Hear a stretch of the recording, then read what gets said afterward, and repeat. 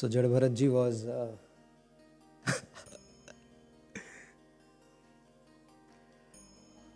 took for a deer. Bharat Maharaj had to take two births.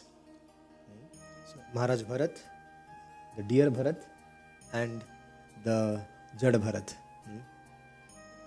And the Lord was very kind to Bharat Maharaj, that in the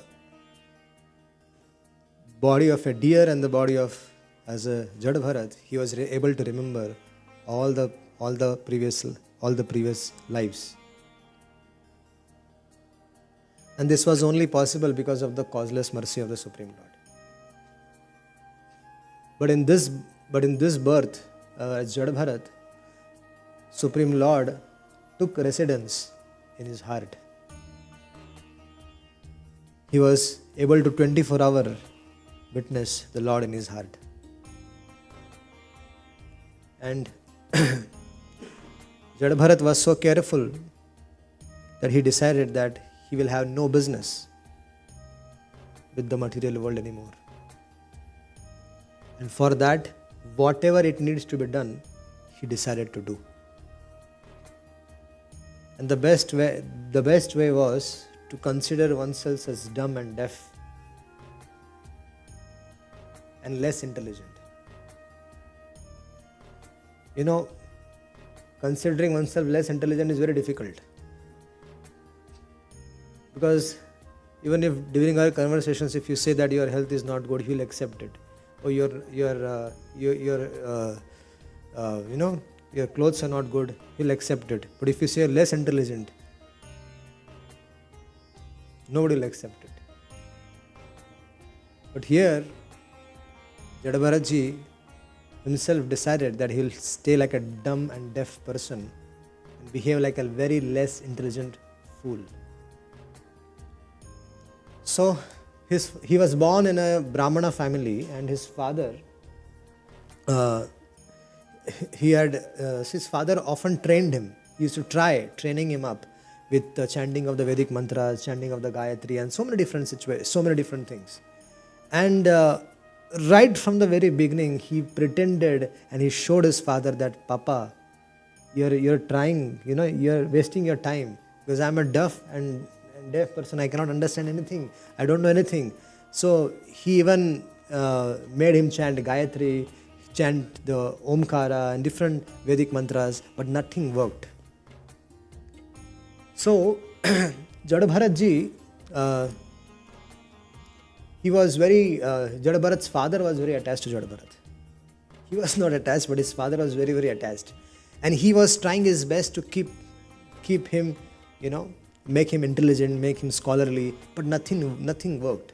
Because the other brothers of Jada Bharat, he had 9 brothers, and other brothers of Jada Bharat, they're very super qualified, and they're very super intelligent with all the Rig Vedas, Yajur Vedas, Sama Veda.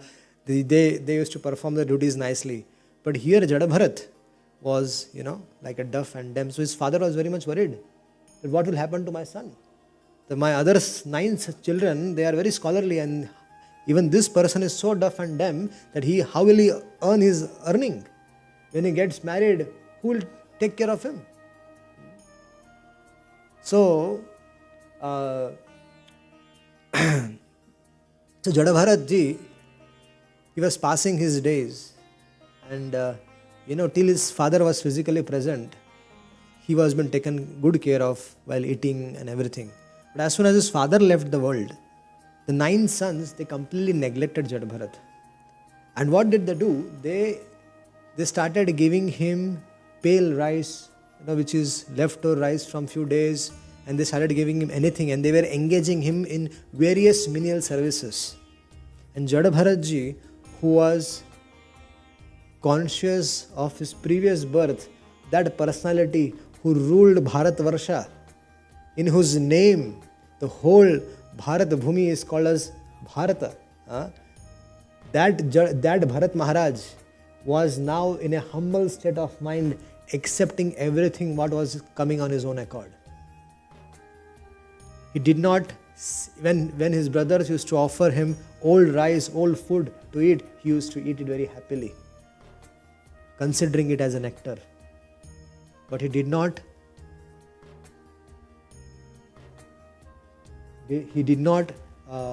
say a word in retaliation. He accepted everything as Krishna's arrangement. He was happy that he in his heart the Supreme Lord was residing, and he was very happily witnessing the Lord's form, and he was continuing his life. And so his brothers used to engage him in a farming. They used to engage him in some menial activities, and also many times they used to make him sit in the night in the fields, so that when the animals, the jackals, when they come in the field, they can be driven away. So Jadabharat started spending most of his time in the field in the night, protecting the farmer's property, protecting his brother's property.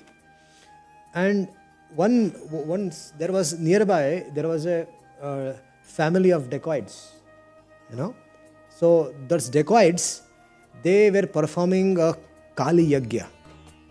Because that chief of the dacoits, he did not have a son. And the priest of that dacoit community, they told him that if you can offer a person who is like an animal, half man, like a dumb and deaf person, if you offer such a person in as a bali to Kali, as an offering to Kali, Kali will be very pleased and will give you a son. So they found one person, and they found one person. They were about to offer that person to Kali, and that person somehow escaped and ran away. But now it was because the whole ceremony was ready, everything was ready. So they wanted a person immediately. So the chief of the dacoits said, go and look for such a person. And while looking for such a person all around, they came to the place where Jadabharatji was there. So they caught hold of Jadabharatji, and Jadabharatji never used to take bath. Jadabharatji was such an effulgent personality, but he was covered. When a jewel is covered by the dirt, its effulgence is covered. Similarly, Jadabharat's effulgence was covered. His glow was covered with the dust all over smeared on his body. But this dacoit, they saw that this is a deaf and a dumb person, so they caught hold of him and brought in front of Mother Kali. And there they gave him a nice bath. They fed him very nicely. All the luxurious food items were fed, and Jadabharatji ate very nicely. He was not on a bodily platform. If the food is coming good or food is coming bad, he was not on the bodily platform. For him, it doesn't matter. He was completely on the transcendental platform. Now they offered him tilak, and they offered him garland and everything. And now the time was that they will offer Jadabharat to Mother Kali. And at that time, when they were about to cut off the head of Jadabharat, Mother Kali, she got worried that what an offense are these blunderers are creating in my name. So she, along with her associates, came out from that deity, and with that same sword with which they were planning to cut the head of Jadabharat, she took up that same sword and killed all the dacoits and started drinking their blood. And all the other associates of Kali also did the same thing, and they were drinking all the blood, so cutting the heads, and they were kicking the head of those dacoits like a football. It was a football match going on. So, and because Kali was worried that if such a Mahabhagavata get offended, then I will have no place to survive. What face will I show to the Supreme Lord? So she herself came out from the deity and protected Jadabharat. That is the glory of a devotee of the Supreme Lord. And Jadabharat was so he was so depending on the Supreme Lord that he did not retaliate even an inch when this whole episode was going on. When Amrish Maharaj was threatened by Durvasa Rishi and he manifested a demon to kill Amrish Maharaj did not even move an inch. Because such devotees of the Lord, they accept everything as Krishna's arrangement in their life, and they do not retaliate. This is a symptom of an advanced devotee. That they have full faith and conviction in the Supreme Lord's arrangement. They are fully convinced about Krishna, that Krishna is the protector, He is the maintainer. If He wants to kill me, let me be killed. If He wants to protect me, let me be protected. Ambrish Maharaj did not move an inch. Here Jada Bharat also did not move an inch, did not even retaliate. But the goddess of Kali could not see that, and she came out and did this. So, Jada Bharat, he continued his life further serving in the fields and maintaining like that. So one fine day, the king of Sindh Pradesh, His Holiness Rahuganji, His Holiness Rahugan, the king, he was on a palanquin. He was going to meet Kapilaji in Kapila Ashram, Lord Kapila. So, while they were on a palanquin, so there were people who used to carry the palanquin, and there was a manager also. So the manager's duty was to make sure that when the people carrying the palanquin get tired, the new people are appointed. Because from Sindh Pradesh, from around the region of Pakistan up to going to Kapila Ashram, it's going to be a huge journey. So naturally, every regular intervals, they used to pay to those workers and get their services for a considerable distance. Now, the people carrying that were getting tired. So it was a time to look for another person. So the manager went and looking for a person, and they found Jada Bharat. So Jada Bharat was brought in and he was asked to carry. But Jada Bharat was carrying the palanquin, no problem. What is the problem? I had to carry it. He was perfectly fine. But he was keeping a watch on every 3 feet. And he used to make sure that there is no ant. Not even a single ant is going to get killed. And that's why he used to, 4 of them were holding the palanquin. And when his turn, he used to see that an ant there, he used to jump accordingly. And that used to disturb the king sitting inside.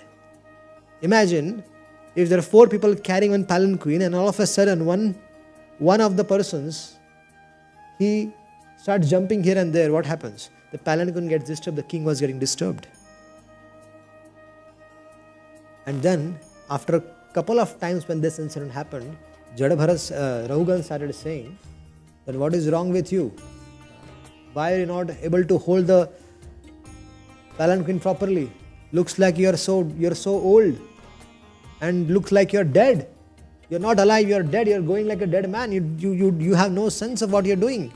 I am your king and I'm going to punish you. I am this, I am that, I am that, I am this. So all this, that king started to speak. Now Rahugan was a fortunate soul. Because Jada Bharat never in his entire life uttered a single word to anyone. Never. But when King Rahugan was coming, and he got an opportunity to interact with Rahugan, and when he saw King Rahugan is going towards Kapila Ashram, he could see everything, he could know everything. So Rahugan, seeing him as an qualified person to understand the science of Krishna consciousness, seeing him as an adhikari, Jada Bharat finally spoke the first words in his life. And Jada Bharat started to speak that, what are you talking, Mr. King? You are the king and I am the master. This Kala Chakra is very dangerous. After some time I will become the king and you will become the servant. What will happen then? And then he started explaining, what are you talking about this body? I am not this body, I am different, I am a soul. And all your weight is on my body, so I am different from the soul. So whom are you chastising actually? Me or the body? So all this explanation, Jada Bharat started giving to Rahugan, and immediately he realized that Rahugan, he understood that this person is not an ordinary person. And he came out from the palanquin and offered his respectful dandavats to Jadbharat. And he said, who are you? Are you Lord Dattatreya? Are you Lord Kapila? Who are you? Please. He started touching the lotus feet, and then he saw the Brahman thread there. And he said, you are a Brahmana. Oh my God, I am not afraid of Lord Shiva. I am not afraid of Indra. I am not afraid of Yamraj, but I am afraid of the Brahmanas. I am very, very sorry that I asked you to carry the palanquin. This idiot manager of mine, he did not know that he was engaging you. That he was engaging you in the service, in my service. So please tell me. He surrendered. And Rahugan was immediately able to detect the greatness of Jadbharat. And then he begged forgiveness and he sought guidance. And he started asking varieties of questions which he has kept himself reserved for Kapil Bhagavan.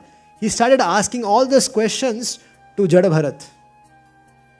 And to further understand the deep philosophical import of Jadbharat's words. And then finally Jadbharat began to speak. And then Jadbharat started speaking about the nature of mind. He started speaking how this mind entangles the soul and how the mind can also help conquer it. And then he started explaining the falsity and temporality of the material world. And its identities in contrast with the eternality of the God, eternality Supreme Lord.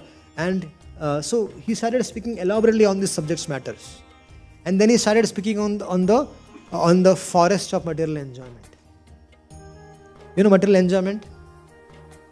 A person throughout his when he becomes conscious of sense enjoyment, what he wants to have money.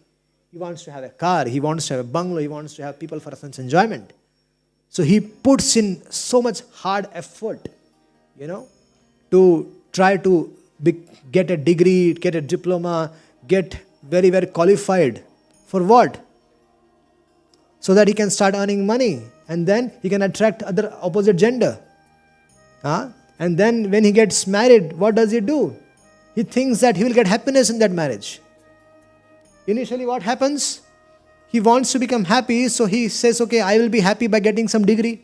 So let me get that degree. He gets a degree. He said, okay, he wants a master degree. Then he wants a PhD.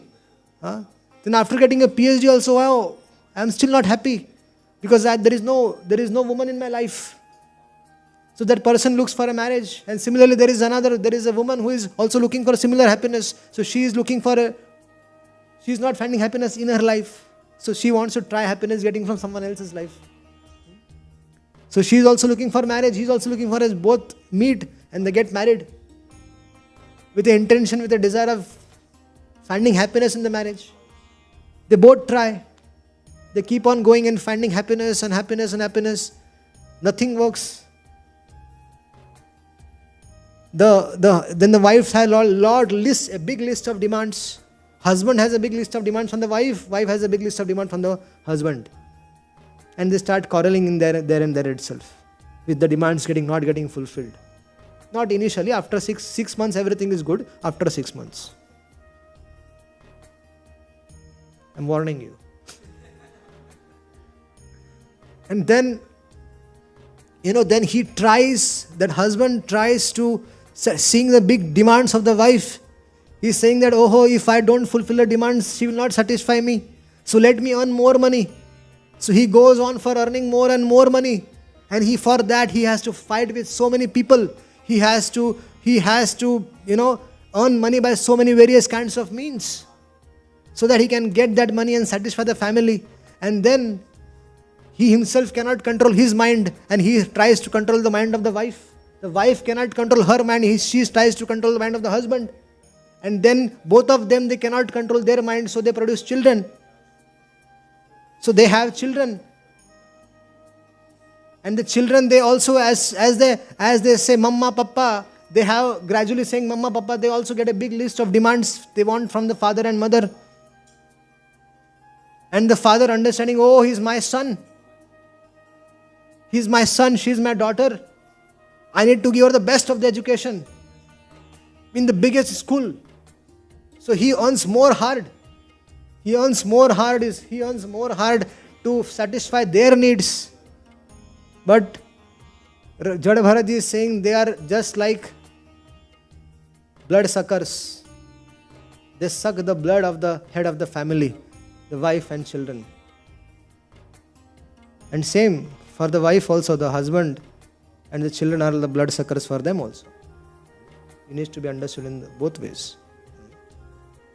Because the actual energy, the whole energy which is meant for attaining the Supreme Personality of Godhead, the energy has to go in cultivating Krishna consciousness. The energy has to be cultivated and associating with the devotees in serving the Supreme Personality of Godhead, in performing devotional service. That energy is going in serving the family, friends, and so-called relatives.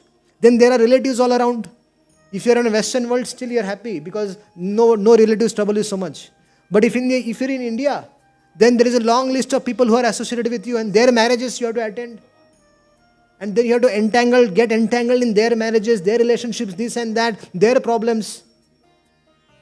And then there is a competition to show off to each other. Baba, my brother has got a Mercedes. I should have something else, Porsche. Something superior. And this competition goes on. And this person gets entangled in this so-called relationships of the material world, so-called friendship. And in this way, this person wastes his time. And he did not realize this. He thinks that this wife is not giving me happiness, let me have an extramarital affair.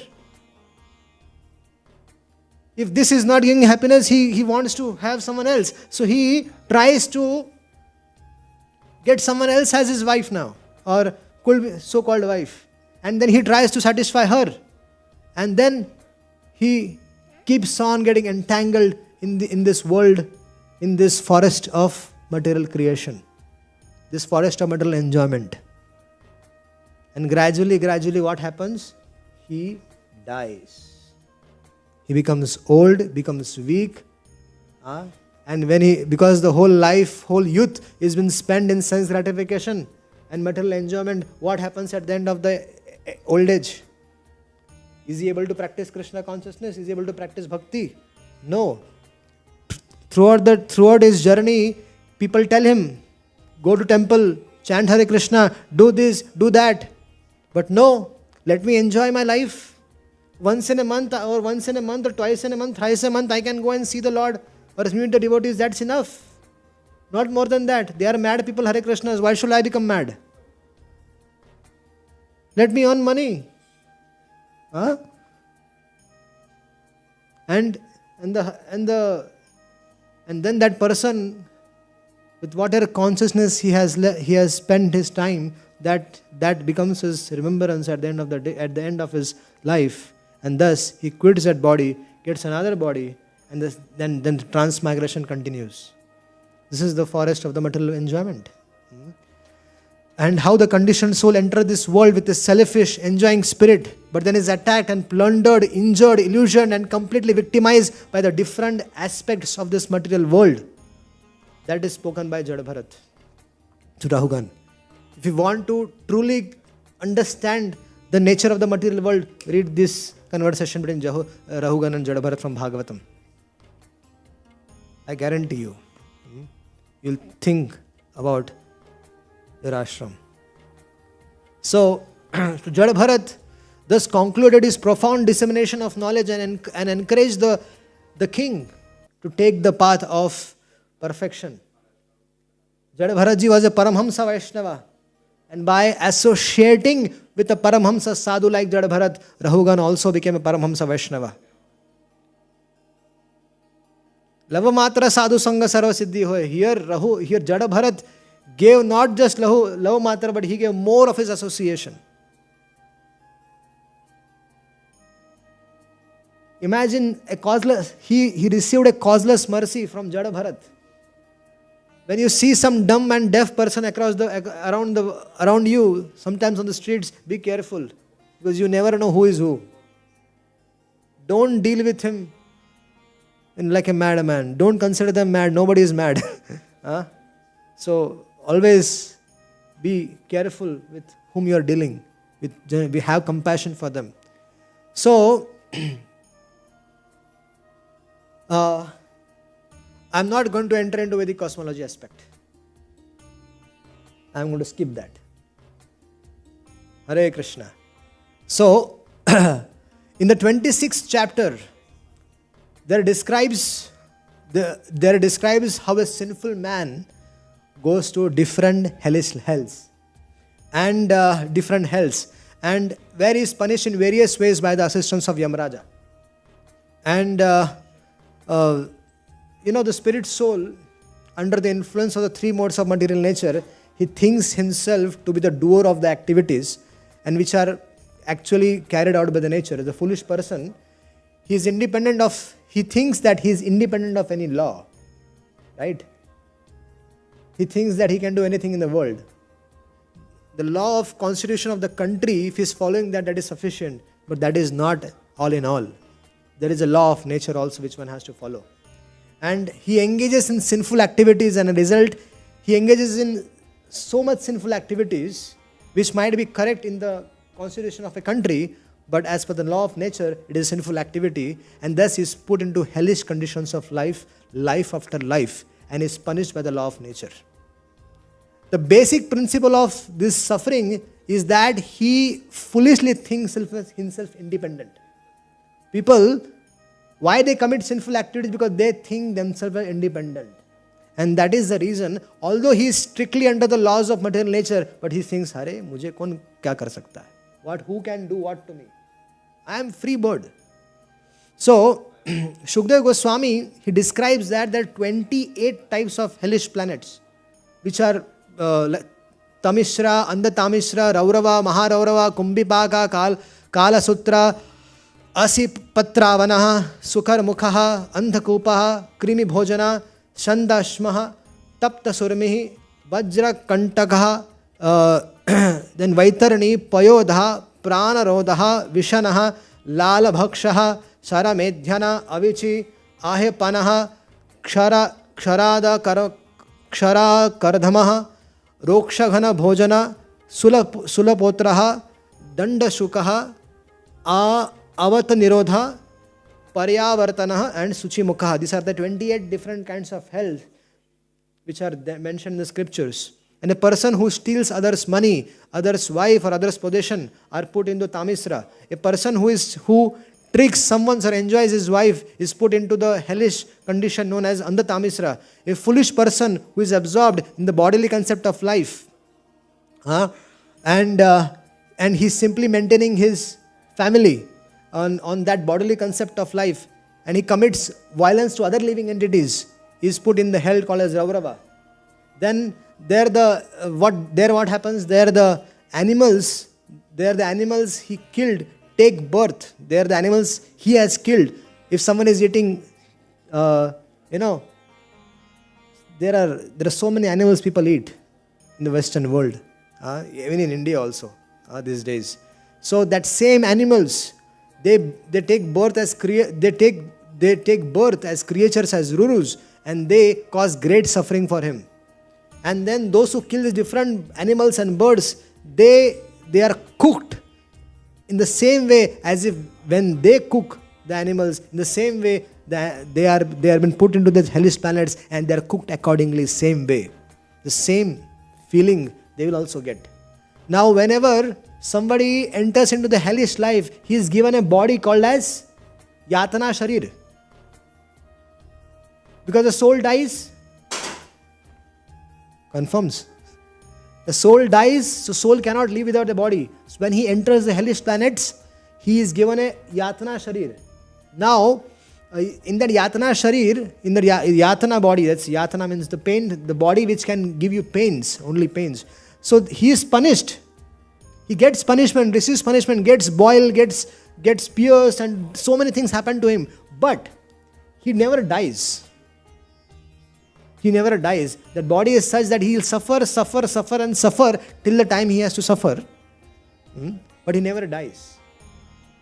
So, Like that, there are different 28 kinds of hells. And after describing these hellish planets, Shukdev Goswami describes how pious persons are elevated to the highest planetary systems where the demigod live. And whereas when the results of their prior activities are finished, they come down again to the material world. So, just like the visa is finished, we come back, right? If I'm coming from India, I have a visa of 30 days. So I'll spend my time and I'll go back. I'll roam around here, whatever I have to do. Then I have to go back to India. They told me, the immigration officer told me, make sure 24th you go back. I said, yes. So, similarly, in this material world, when you're performing pious activities, opening schools, helping others, that gives generation to your piety. And with that piety, after you die, you also traverse there are two paths. One is a path for both the paths, for the pious people and for the impious people. And both see Yamraji. Yamraji has 32 hands. Yamaraj has 32 hands. And yes. So he gets direction from the Supreme Lord within the heart to award punishment or reward to a particular person. How does Yamaraj decide what has to be done? So Yamaraji gets direction from the Paramatma in the heart, and the Lord tells him that Prabhu has to be given that punishment. So he decides. The Lord decides and tells him. So when a pious person leaves the body, he is taken on a very different route towards Yamaraj. And for him, Yamaraj is not ferocious. Yamaraj is like a demigod, like a Vaishnava king. And everybody talks very sweetly and very lovingly to that person. And Chitragut also talks very sweetly. Then Chitraketu says he is fit to go to the heavenly planets. And then sometimes it so happens that Yamaraj, if a very pious person comes, Yamaraj himself takes him and sends him to the particular destination. But if an impious person comes, a rascal comes, at that time, when he is taken through a very difficult path, and for so many thousands of yojanas, it takes 8 hours approximately to cross that 81,000 yojanas. And there he has been dragged, he has been kicked, he is going through that hellish route, and he finally reaches the Yamaraja's abode.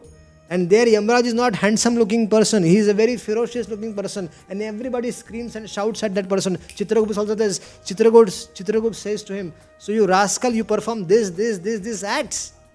Now you have to suffer for this. And he immediately calls the respective hellish planets in charge, and he said that first take him to this planet. For this number of days he has to suffer there. And then he has to go to this planet, then he has to go to this planet. So all the sinful activity which he has committed, they are reported, they had informed him, and then accordingly the persons come and take him. If you go to an hospital, what happens? If you have teeth problem, if you have eye problem, if you have joints problem, so you will go to different doctors, and they will treat you different. The different doctors will treat you and then send you back, right? So one appointment is over, you go to another appointment. So here also same. If you have committed a lot of sinful activities, the first team will come, take you, punish you, and then they will leave you, and another team will come and take you. So that suffering goes on. 100 years of this earthly planet is one day in the hellish planets. One experiences that suffering, dear devotees, that suffering of one day is like for 100 years. It's not. So take your valuable human form of life seriously. Don't waste it. When a thief, he's stealing, he thinks nobody will catch him. Who is police? What will they do to me? So he does all his nonsense activities. But what happens? Police comes and takes him to jail. Similarly, we think that what will this law of nature do to me? What is going to happen to me? Nothing is going to happen to me. Just enjoy. Do whatever I want. I will decide. Meri marzi. I will decide what I have to do in my life. Who are others to tell me? Who are these Hare Krishnas to tell me what I have to do in my life? It is my life. I will decide. My life, my rules. People say that. And then at the time of death, Yamadutas will say and says that they will say our life and our rules. We will show you whose rules are acting on. So, Parikshit Maharaj, when he hears this suffering of the living entity in the hell, he is asking Shukdev Goswami, is there any way by which we can save these people from entering into the hellish conditions of life? And Shukdev Goswami says, yes. A person, before he gives his body up, before he gives up his body, he has to atone for all the sinful activities he has committed in his life. And his Parikshit Maharaj said, Acha, so what is the atonement? He says the first atonement is, he says, is that if one has performed certain kind of, impious activities, then there are dharma shastras, there are scriptures which tell for all the sinful activities, what are the price, what are the atonements, and as per that, one should perform the activities. And as per Dharma Shastra and so many, there are scriptures which can help a living entity atone for the sinful activities. And then Parikshit Maharaj says, but what is going to happen with this? Even if someone atones for this, the tendency to commit the sinful activity is not going to go. A person, if he is committing some sinful activity, he murders a person, he steals something, and if he is caught by the police, put in the jail, what happens? In the jail, will there be any transformation of the heart? No. When he comes out, he will commit the same activities. Generally in the churches, what happens? People go to church and they confess to the Father that I have committed this sin. But what happens? When they go back, they again commit the same sin and come next Sunday with the same problem. So, there is no transformation in our heart.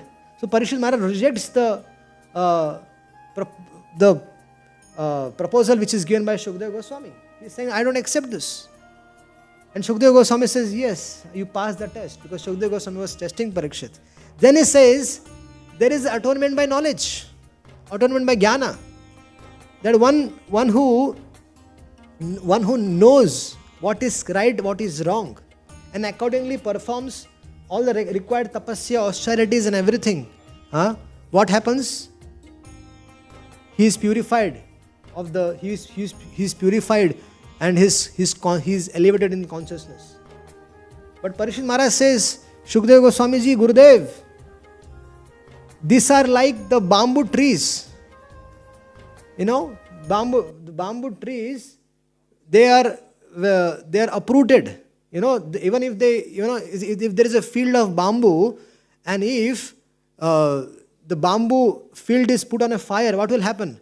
All the bamboo trees will turn into ashes. But the roots are still in the ground. So Maharaj Parikshit is saying that when the next rainfall happens, what will happen?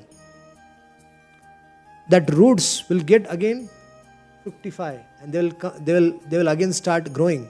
So this is also a waste. As soon as the sense object comes in front of such person, he will start enjoying, and he will forget all the tapasya and everything. When a person, he doesn't want to drink, he avoids drinking, he avoids going to the lane where that shops are there. But as soon as your friends comes and gives, will you like to drink? He said, why not? And he starts drinking again. So, Shukdev Goswami puts forward the second test and Parikshit Maharaj passes that. And finally Shukdev Goswami says that the best atonement is the atonement of devotional service. By performing devotional service to the Lord, even the desires for sense enjoyment is not there. Even the desires for sensual activity is not there. If you see the Hare Krishnas, ask them their life before joining Krishna consciousness and their life now. It is a huge transformation. And even they don't even have desires to get into that sinful activity again. That is the glory of devotional service. So Shukdev Goswami was when he gave the explanation, Parishad Maharaj said, "Oh Gurudev, you have any history which can, because I have understood, but people want history. If you're giving a Bhagavatam class and if there is a philosophical point, it is better that you support with some history so that the audience can have better impact." So Parishad Maharaj is asking for a history. And then Shukdev Goswami says, yes, there is a history of Ajamil. Ajamil was a Brahmana. He was born in a very pious family. And he was engaged in performing a lot of pious activities. He was worshipping the Lord, he was respecting his spiritual master, he was taking care of his parents. Very good pious family. Brahmanical family, typical Vedic traditional family. And that Brahmana, Ajamil, he was asked by his father to go get Samhita from the forest. So the Brahmana, he goes to forest. And while he was collecting Samhita for the puja, he saw that a prostitute was entangled with a man and they were enjoying sex life.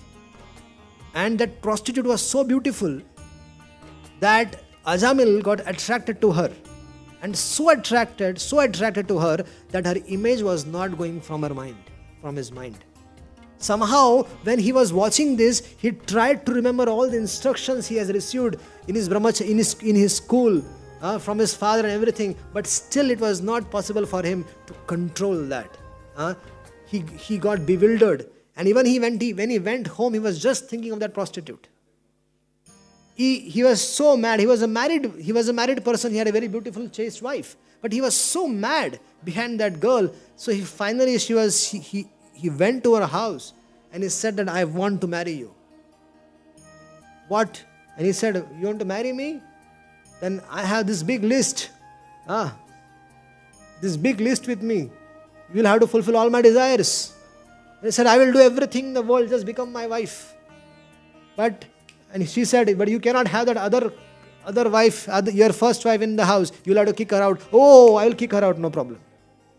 "You'll have to kick your parents out." "Oh, no problem, I'll kick them also out." So Ajamil kicked the parents out. Ajamil kicked his first wife out. And he brought a prostitute in the house.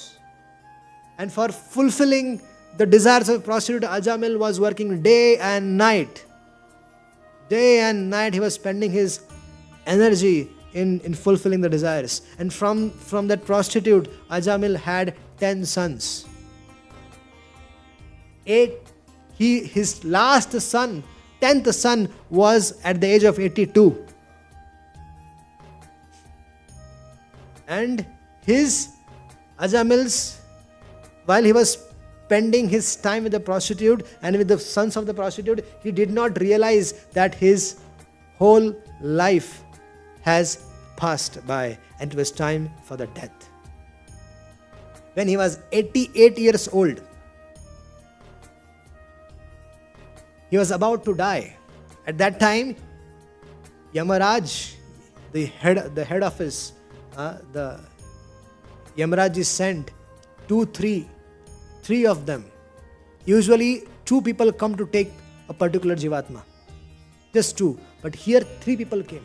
Why? Because Ajamil performed sinful activity by his mind, action and words. Kaya, Vacha, Karmana. That's why 3 people came to take Ajamil. Sometimes there are some sinful people, even sometimes 1,000 people have to come. Yes. There are incidences. There are 1,000 people came to take and they could not take him. It is not relevant here. But there are incidences like that. 3 Yamadutas came to take Ajamil. And Yamadutas, they have a pasha. They have a rope, which is called as pasha. So what they do, they put it on the soul. And they drag the soul out of the body. Because the soul is very attached to the body. Soul is very attached to the body, and he doesn't want to leave. Even if you go to any person who is very deceased, on the last stage of his life, if you ask him, do you want to give up your body? He'll say, no. I want to get cured. I want to get cured. And do what? Enjoy the world. So, Yamadutas, they come and they drag those soul out of the body. They have to forcibly do that. And, many times these people, they see the Yamadutas and they do their nature's call on the bed itself. Because they're afraid seeing the ferocious form of the Yamadutas. And they take him and they take them away. They drag him. And while they were doing that to Ajamil, the fortune of Ajamil was that the last son of Ajamil was named as Narayan. There was an incident that some sadhus came to Kannauj village of Ajamil, and those villagers, so these brahmanas, they asked the village people, we want to stay in a brahmana's house. And they said, oh yeah, you want to stay in a brahmana's house? There is a glorious Brahman Ajamil. So you all go and stay in their house. So all these sadhus, they go there. And then they understood that the people have played a joke with them. Because they see that there is a prostitute and they have had very degraded life. But that prostitute was pregnant with the 10th son of Ajamil. And so the sadhus, having compassion on that Ajamil, they requested the wife, tell your husband to name this son will be son as Narayan. And Ajamil was fine. Because Ajamil was not an offender. He was a sinful person. He slipped from his path. So he accepted it. He accepted to name his son as Narayan. And so, Narayan, Narayan, Narayan, Narayan, Narayan, Narayan. That boy took life of Ajamil by storm. At least more than 16 rounds, Ajamil used to chant Narayan, Narayan. Oh Narayan, did you eat this? Oh Narayan, don't go there. Narayan, come here. Narayan, do this. Narayan, do that. Everybody was doing Narayan Kirtan in the house because he was the youngest. So everybody was chanting Narayan. Oh Narayan, do this. Oh Narayan, do that. Narayan, eat this. Oh Narayan, come from the lap of your mother to my lap. So while taking the name of the Narayan, what will happen? Will the sin remain in the life of the person? No. But Yamadutas came when they were dragging Ajamil, and Ajamil remembered, oh Narayan, please Narayan, Narayan, come. He called out for his son Narayan. So Vishnudutas, they are always the Vishnudutas of the Lord, they're always traveling across the universe. Remember this, the Vishnudutas are always traveling across the universe, protecting the devotees. They're always there. There are sadhus who are always on the planet. There is never a time when sadhus are not there on the planet. Sadhus, pure devotees, pure unalloyed devotees of the Lord, they are always on the planet. And also, Vishnudutas are always roaming around protecting the devotees of the Lord. And when Vishnudutas heard that someone is chanting the name of our master Narayan, and these Yamadutas are dragging them, immediately four Vishnudutas came there on the scene. Na, Ra, Ya, Na. With every syllable, one associate of the Lord came there. And as soon as they came there, they took out the Sudarshan Chakra and they cut off that rope which was dragging Ajamil out of the body. And they said, hey!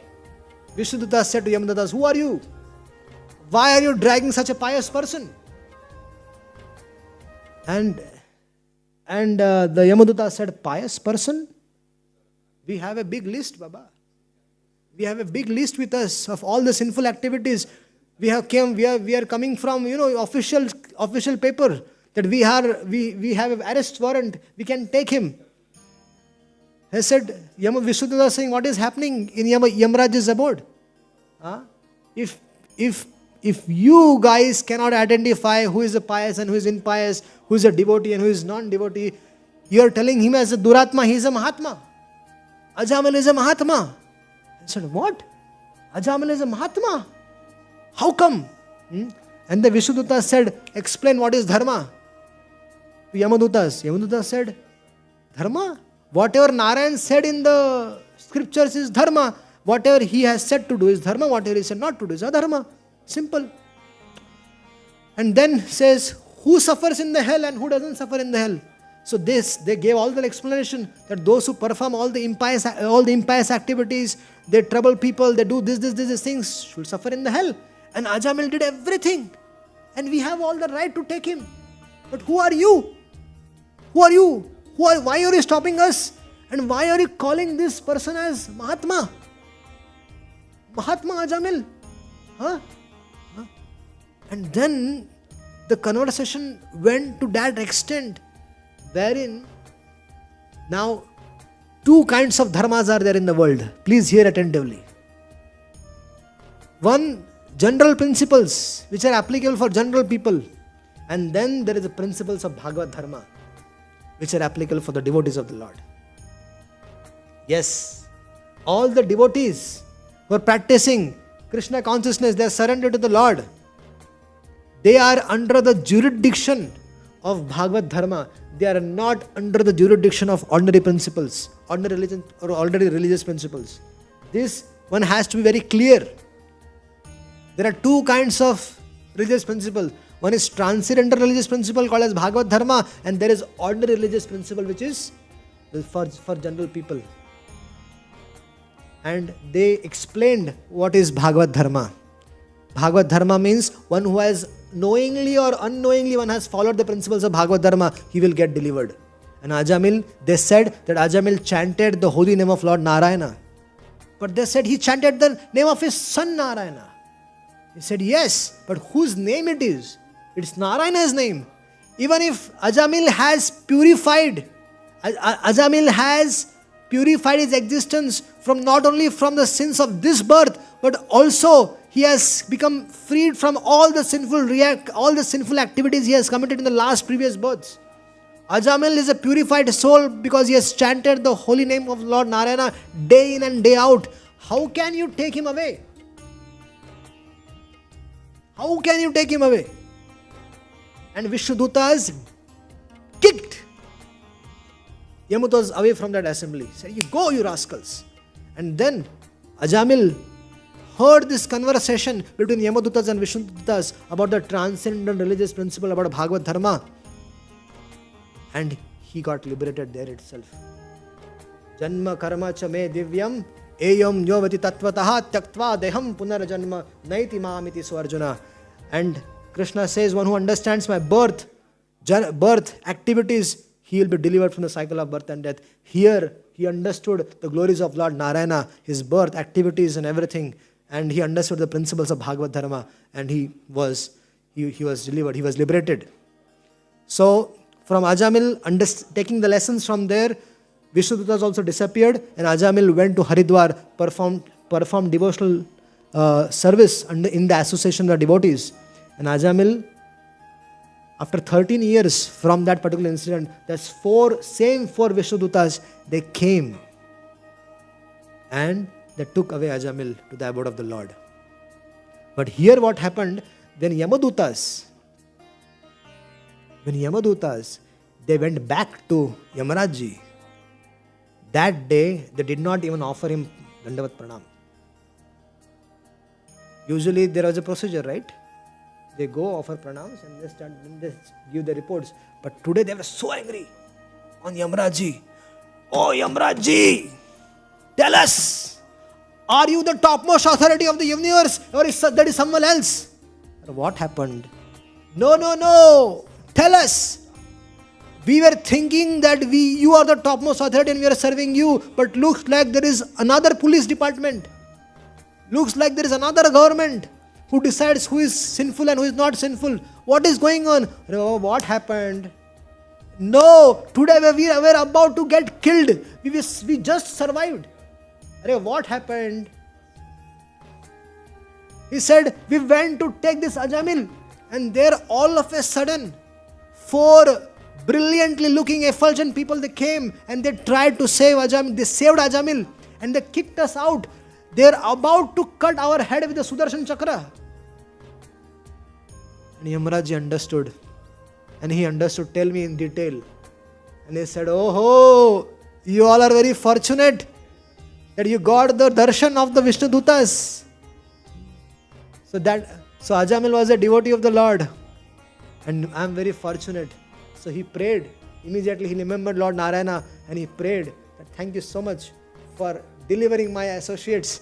And he started speaking and explaining them about the transcendental religious principles. Bhagavad Dharma. He taught to Yamadutas. He told that knowingly or unknowingly, if somebody takes the name of the Lord, who comes and takes darshan of the Lord, eats prasad, such personalities, who does sankirtan knowingly, unknowingly, does any kinds of devotional service, please do not bring them to me, because they are out from our jurisdiction. We have no control over them. Their file is directly with the Supreme Lord Sri Narayana. We have no jurisdiction over them. So dear devotees, many of us, we have these questions. Will we go to hell or no? We are never going to see the hellish life. Those who are on the path of bhakti, those who are practicing Krishna consciousness, never in their lifetime, never in future, any time, you will see Yamaraj. Never. You can go and meet him and hear some Bhagavad Katha from him. Otherwise, you will never be taken away. Imagine a person who unknowingly chanted the name of Lord Narayana gets such a treatment. So we devotees who are practicing Krishna consciousness with faith and devotion, how can someone take us away from the lotus feet of the Lord? There is no chance that devotees will be taken to the pallet of Yamaraj. So be rest assured, and with lot of faith and lot of devotion, practice Krishna consciousness, become a Premi Bhakta and get delivered from the cycle of birth and death. Thank you so much. Hare Krishna. Any questions?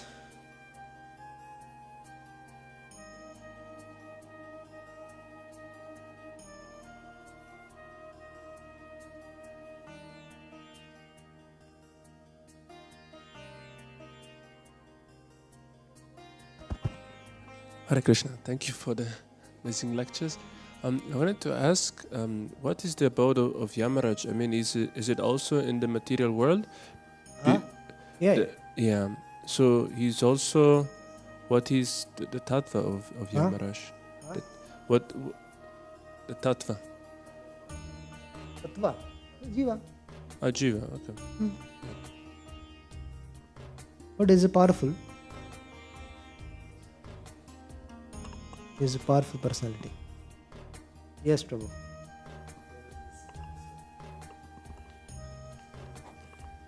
There is this part in the instructions of Jada Bharat. I hope you know it in detail, and I would not be surprised if you don't go in detail into it, because you're covering the whole Bhagavatam, which is already impressive. So there is Jada Bharat is saying something to the king about how the soul is not affected when the body is contaminated, or the consciousness of the conditioned soul is contaminated. He's giving the analogy of a milk pot. If we heat up the milk in a pot and the milk gets burned, then the pot also gets burned and it gets affected. Do you know something about this? Right now my consciousness is on a fast track, so I'm not explaining things in detail, because there are our purpose of having this overview is that devotees here develop a taste for it and then dive into Bhagavatam. So the problem is that nobody wants to even dive. So we are bringing you to the shore, giving you some taste for it, so that you on your personal level can dive into Bhagavatam. But if you ask me now about getting into details, I will not be able to remember that, just to be very frank with you. Someday we will discuss about Rishabh Dev's teachings and Rishabh Dev's discussion between Rahugan and thing in detail. So there we can discuss. Thank you. Any other questions?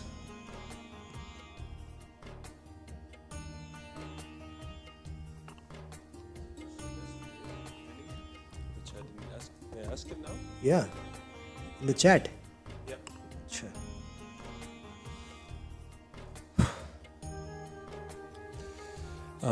Yesterday we were speaking about Bharat Maharaj, yeah? So couldn't it be the Who? question, Bharat Maharaj? Yeah. So the question was, couldn't it be that Bharat Maharaj saw Krishna in that deer? So he was inclined to feel attached to it, to take care of it? Yeah. So, good question.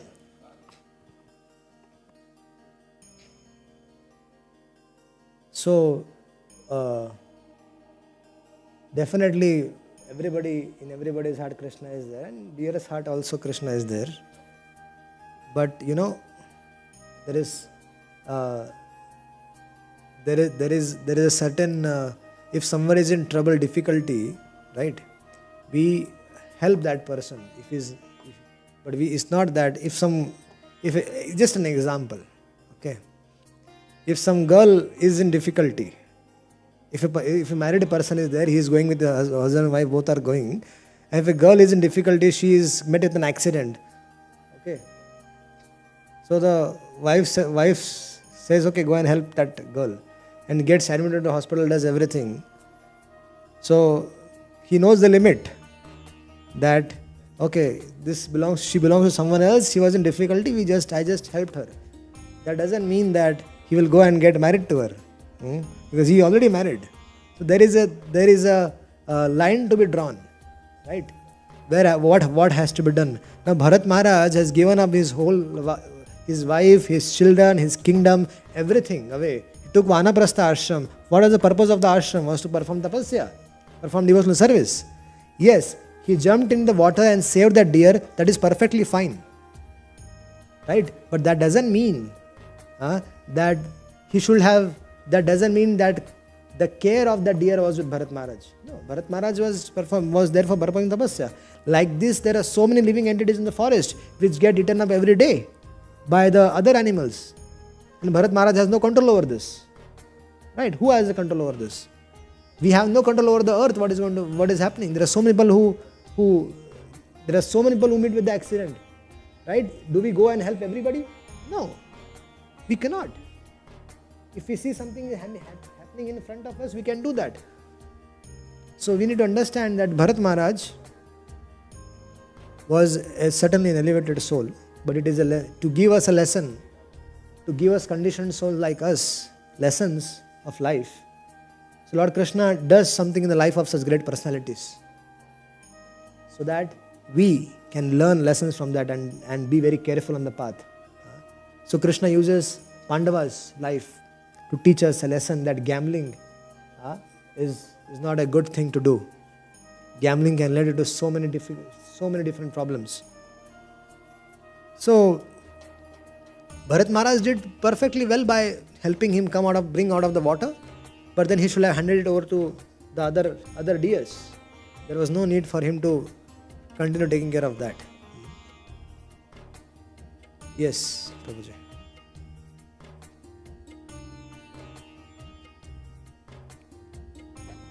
Hare Krishna Prabhu, thank you for the wonderful inspiration from the class.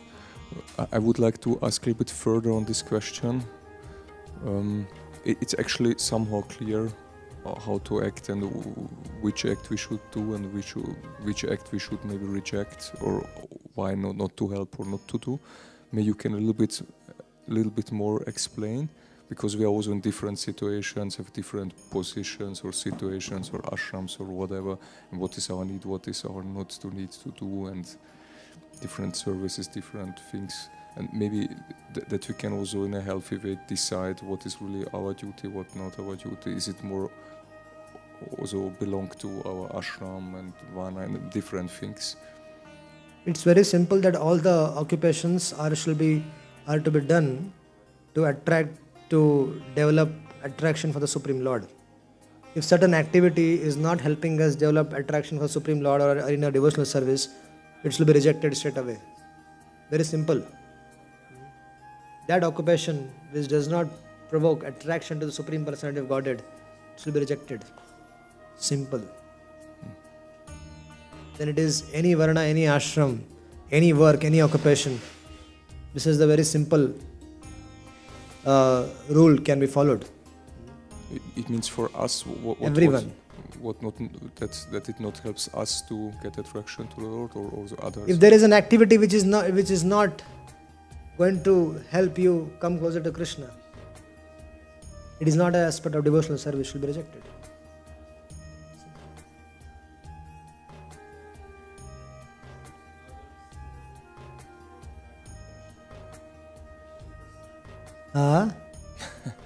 That's why we have a spiritual master. And that's why all the devotees, they have to follow in the directions of the spiritual master to decide what has to be done. I cannot answer for the whole of our life, your life or my life, what is going to happen. But the simple way is that there are always spiritual masters. They are there. The Krishna consciousness has to be practiced under their guidance. So instead of taking our mind as our guru and taking instructions from that mind guru, it is better to take instruction from a living sadhu and follow in that direction. Hare Krishna. Granthra Srimad Bhagavatam ki Samaveta Gaura Bhakta